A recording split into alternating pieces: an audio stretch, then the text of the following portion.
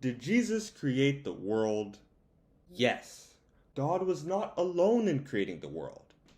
As it was said in Genesis chapter 1 verse 26, and God said, "Let us make man in our image, after our likeness, and let them have dominion over the fish of the sea, and over the fowl of the air, and over the cattle, and over all the earth, and over every creeping thing that creepeth upon the earth." God doesn't use us to refer to himself, so there must have been someone around who could have helped him, and that person was Jesus Christ. We see proof of that in the New Testament. As it was said in the beginning of John, "In the beginning was the Word, and the Word was with God, and the Word was God.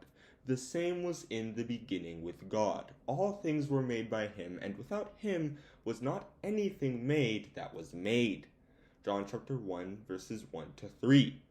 Jesus had been created before anyone else, according to Proverbs chapter 8 verses 22 to 30. So he fits this criteria. He was in a position to be around when everything was being made and help with the creation process. St. Paul supported this view in Colossians. "For by him were all things created, that are in heaven and that are in earth, visible and invisible, whether they be thrones or dominions or principalities or powers. All things were created by him and for him. And he is before all things, and by him all things consist." Colossians chapter 1 verses 16 to 17. For more info, we can look at Ephesians chapter 3 verse 9 and Revelation chapter 3 verse 14. However, one question still remains. What tasks did each of them complete? Here's how it worked. It was God who spoke what needed to be done and who planned the whole thing. As it was said in Psalms, "By the word of the Lord were the heavens made, and all the host of them by the breath of his mouth." Psalms chapter 33 verse 6. We can also look at Psalms chapter 33 verse 9, Psalms chapter 148 verses 4 to 5, Genesis chapter 1 verse 3, and Hebrews chapter 11 verse 3. Jesus Christ would simply use his own power to carry out God's plans. He was the one who would actually make things happen, and we can understand this with the new creation described in this verse in Isaiah. "For behold, I create new heavens and a new earth, and the former shall not be remembered nor come into mind." Isaiah chapter 65 verse 17. We can also look at 2 Peter chapter 3 verse 13 and Revelation chapter 21 verses 1 to 5.